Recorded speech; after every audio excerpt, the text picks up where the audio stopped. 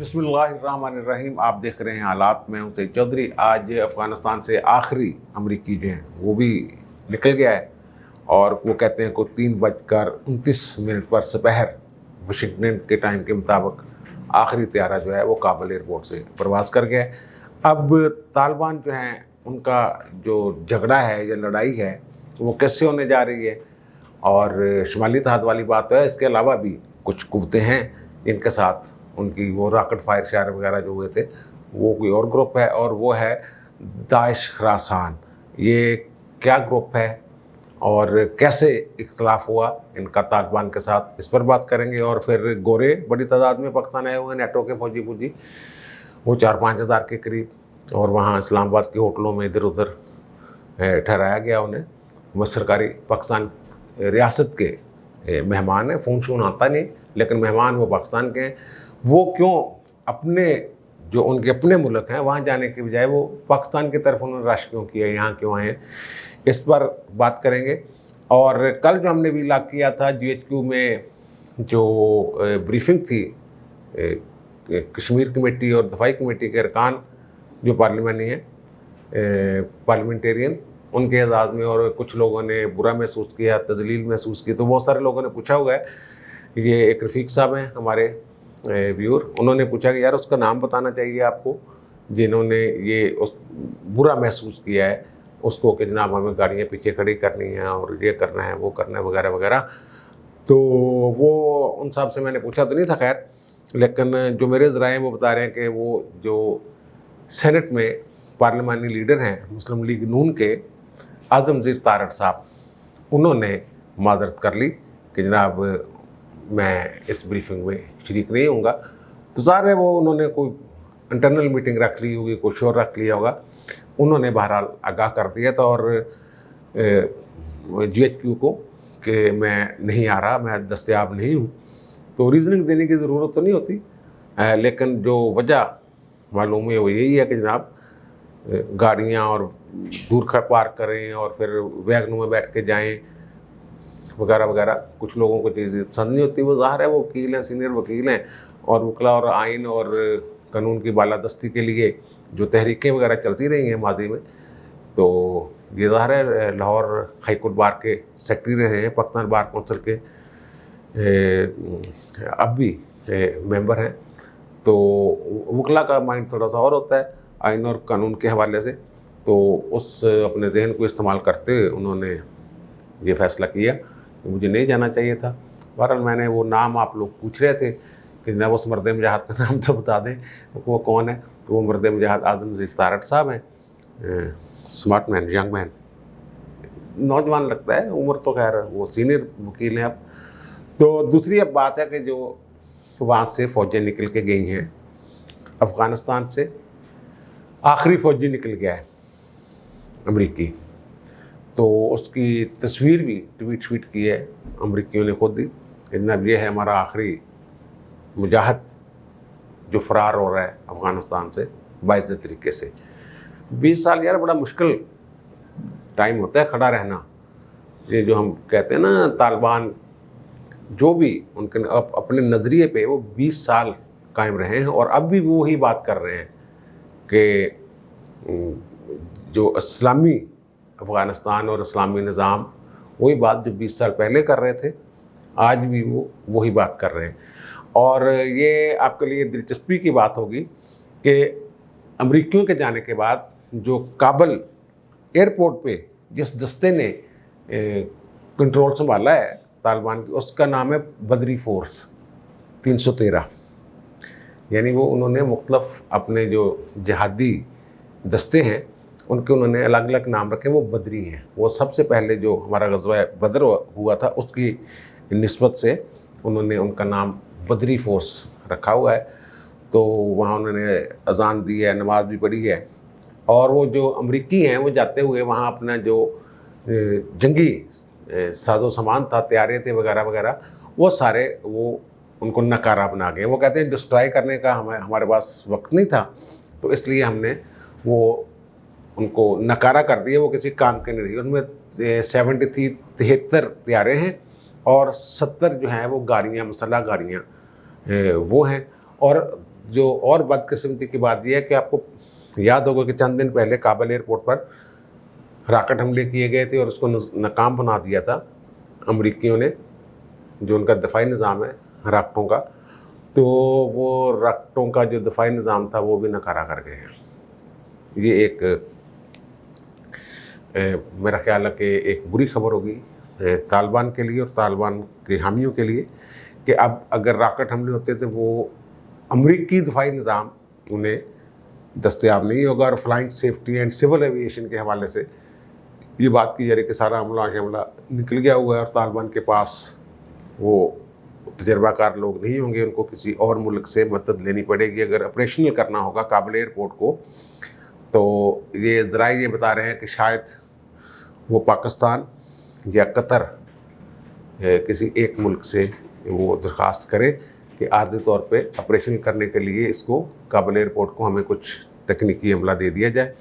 12 आगे जाके देखते हैं क्या होता है। उसकी वजह यह है कि उसको ऑपरेशन करने इसलिए ज़रूरी है कि अभी बहुत सारी फ़ौजें जो हैं, फ़ौजी कह रहे शहरी जो हैं यूरोपियन वहाँ फंसे हुए हैं, जिनमें बरतानवी जो शहरी हैं वो एक बड़ी तादाद उनकी है। सबसे ज़्यादा वही कह रहे हैं कि बरतानवी शहरी फंसे हुए। अब बात कर रहे हैं कि पाकिस्तान में ये क्यों आगे है एकदम गोरे शोरे और ये वो।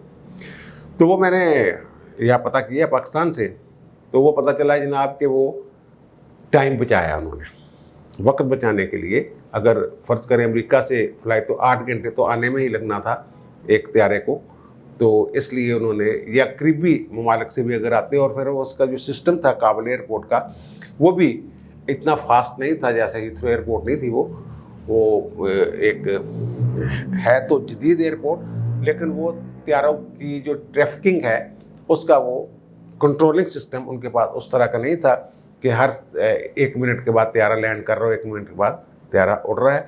इस हवाले से मैं पहले भी जिक्र करते रहता हूँ, अज़हर ज़मान साहब हैं, हमारे बड़े सीनियर जर्नलिस्ट हैं, अमेरिकन सेंटर में भी रहे किसी दौर में, अभी वहाँ वो वाशिंगटन प्रेस क्लब के वो एक अहम रुकन अज़हर ज़मान साहब, उनसे मेरी बात हुई। उन्होंने कहा यार मसला ये है, वहाँ जो अमेरिका में बातें हो रही हैं, मुझे है कि जो नेटो के ममालिक हैं उन्हें बड़ा गिला है अमेरिका से कि जनाब प्रधान बन के तो तुम लै गया, जब आज तक ने रबता नहीं किया। वगैरह राबतों के फकदान का बाकायदा सफारती सतह पे वहाँ ये मुद्दा उठाया गया है अमेरिका में कि ये जो नेटो के दीगर ममालिक हैं, जिनमें बरतानिया भी ज़ाहिर है शामिल है, वो कहते हैं जनाब आप जो भी करते रहे वहाँ वो हमारे साथ आपने उस तरह शेयर नहीं किया, और हमें एकदम जो आपने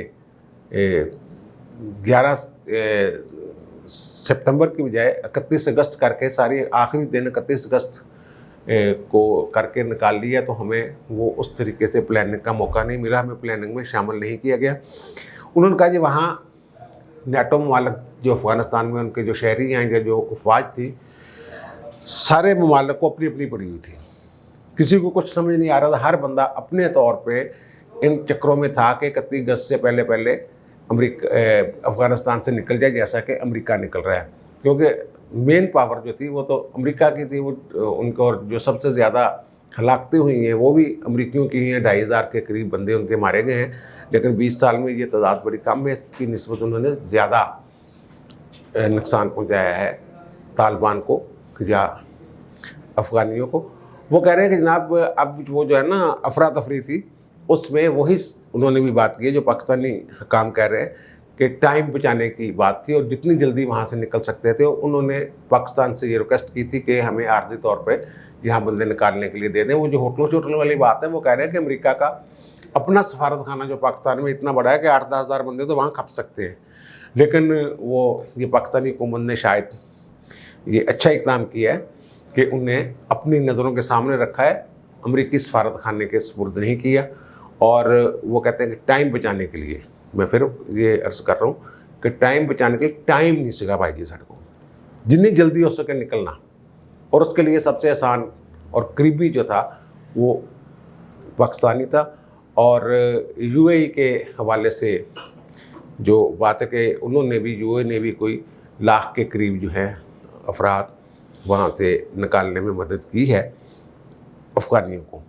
और अब बात करते हैं कि इनका तालिबान का अब किससे जो है वो आगे जाके लड़ाई शड़ाई होने वाली है या जो भी होने, यह दाइश खुरासान के दौलत इस्लामिया इराक़ व शाम पहले थी ना, अब उसको उन्होंने कर दिया खुरासान। ये कैसे वजूद में है? और तालिबान की जो लड़ाई की ताकत है ये क्या है?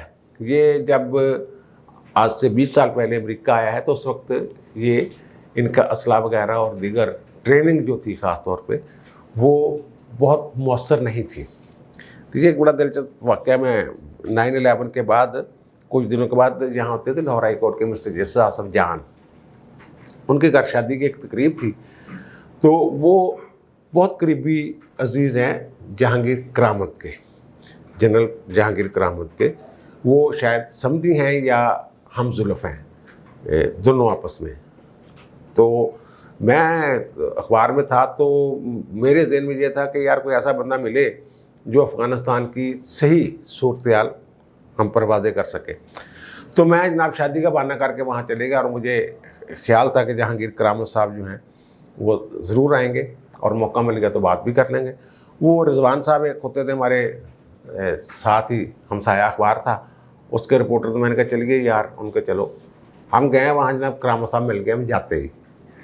तो करामत साहब से मैंने अफ़गानिस्तान की सूरत-ए-हाल पे गपशप शुरू कर दी, तो उन्होंने मुख्तलिफ सवालात के जवाब देने भी शुरू कर दिए मुझे। लेकिन इसी दौरान एक साहब आए, उन्होंने कहा नहीं यार नहीं आप बात ना करें, चले। मैंने कहा यार वो बात कर रहे हैं, आप एम ही बीच में बात, वो जब जवाब दे रहे हैं वो नहीं इनकार कर रहे तो आप एम ही मना कर रहे हैं उनको यार बात करने से। तो एक साहब और आए फौजी कटिंग वाले, तो उन्होंने मेरे कंधे पे हाथ रखा, मुझे कहा बात सुने ज़रा। मुझे साइड पर ले जा कहा कि वो, मैं कहा ये कौन आ? उनके यार कोर कमांडर लाहौर है वो कोर कमांडर लाहौर। तो फिर वो खैर ऐसे दायरा लगा के बैठ गए, तो मैंने भी कान लगा के ऐसे बैठ गया।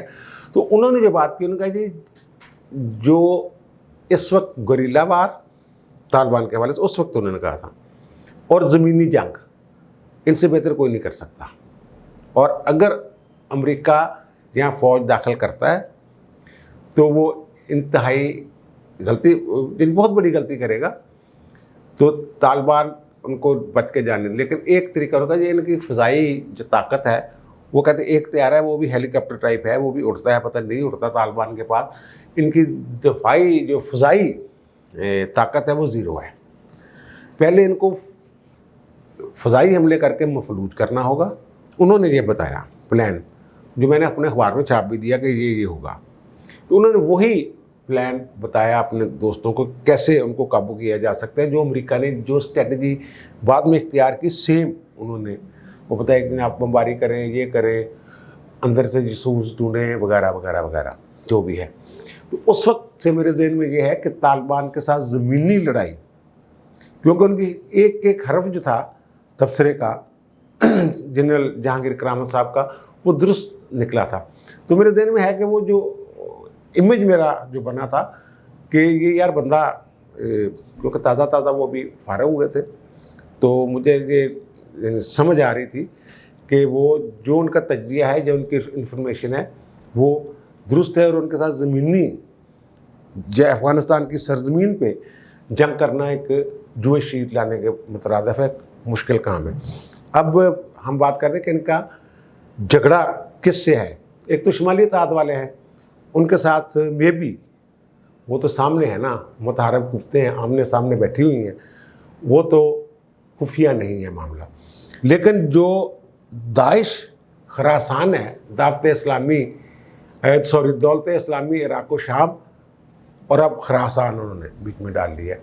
वो कहते हैं वो खिलाफत के दाई हैं कि जैसे खिलाफत का निज़ाम मुसलमानों का बहाल किया जाए, और वो कट्टर किस्म के वो जो शिद्दत पसंद मजहबी होते हैं, पता नहीं उनको सल्फ़ी कहते हैं या क्या, इस तरह वो खुरासान, वो कहते हैं जनाब तारीख़ी तौर पे पाकिस्तान जो अब है, ईरान, अफ़गानिस्तान और वस्ती एशिया जो है उसके कुछ ममालिक जो हैं उनके इलाके, ये वो कहते हैं सारा खुरासान है, और यहाँ हमने खिलाफत कायम करनी है।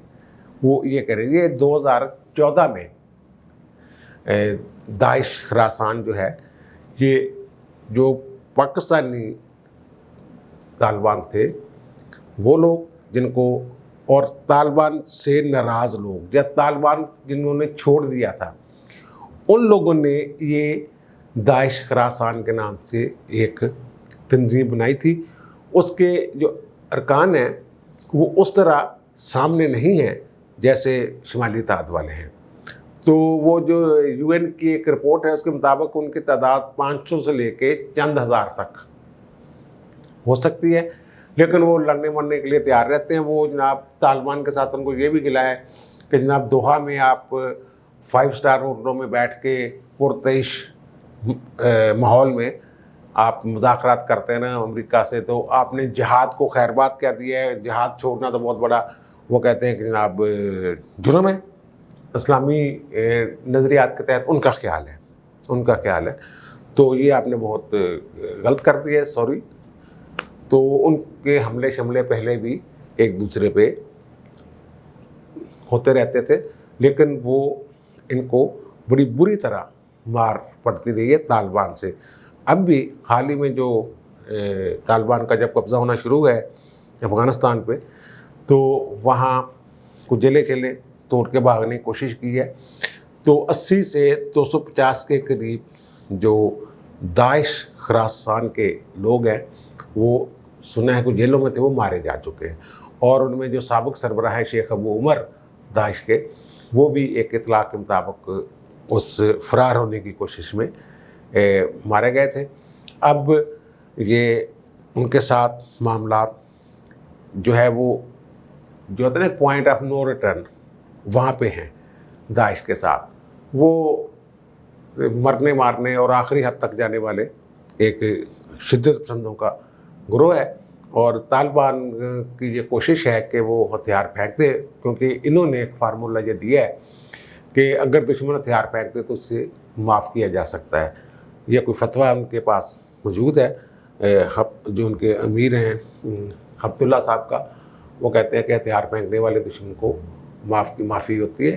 तो अगर ये, लेकिन वो जो है वो हथियार फेंकने के लिए तैयार नहीं, वो अपनी लड़ाई शड़ाई वो है वो। लेकिन ख्याल ये है कि ये ज़्यादा देर मुज़ाहमत दाश वाले जो हैं खरासान वाले वो नहीं कर सकेंगे, क्योंकि ये वो भी उसी तरह ज़मीनी लड़ाई, उनके पास भी ज़मीनी या गोरिल्ला या खुफिया जैसे दूर बैठ के छुप छुपा के हमला करने वाली ताकत है, लेकिन वो भी फ़ज़ाई ताकत उनके पास भी, फ़ज़ाइयत उनके पास भी नहीं।